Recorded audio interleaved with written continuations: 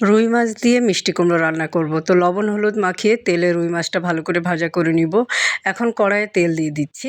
তেল দিয়ে পেঁয়াজ কুচি কাঁচামরিচ কুচি দিয়ে একটু আদা বাটা, রসুন বাটা, জিরা বাটা দিয়ে এবং দিয়ে দিব একটু ধনিয়া গুঁড়া, সাথে স্বাদ মতো লবণ এবং হলুদ দিয়ে মশলাটাকে খুব ভালো করে কষিয়ে নিব। মশলাটা খুব ভালো করে কষানো হয়ে গেলে সামান্য একটু পানি দিব। পানি দিয়ে মশলাটা আরেকটু সময় নিয়ে কষিয়ে নিব।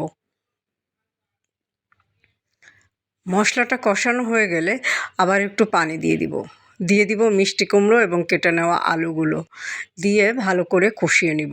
আর এই কষাতে কষাতে আলু এবং মিষ্টি কুমড়ো সিদ্ধ হয়ে যাবে। তো এই যে দেখেন কি সুন্দর একটা কালার চলে এসেছে, তরকারির কালারটা ছেড়ে দিয়েছে। এখন অল্প পরিমাণে ঝোলের পানি অ্যাড করব। ঝোলটা ফুটে উঠলে ভেজে নেওয়া মাছগুলো দিয়ে দিব। দিয়ে আরেকটু জাল করে ঝোলটা ঘন হয়ে আসলে তরকারিটা নামিয়ে গরম গরম ভাতের সাথে পরিবেশন করব। আর এই তরকারিটা আমার খুবই ভালো লাগে। একদম গরম গরম তরকারি হবে, সাথে ধোয়া ওঠা গরম 1 প্লেট ভাত হবে। ব্যাস 1 প্লেট ভাত দিয়ে মাছ দিয়ে পুরো প্লেটের ভাতটা শেষ করা যাবে। আর অবশ্যই একটু ঝাল ঝাল করে রান্না করতে হবে, খেতে তাহলে ভালো লাগবে।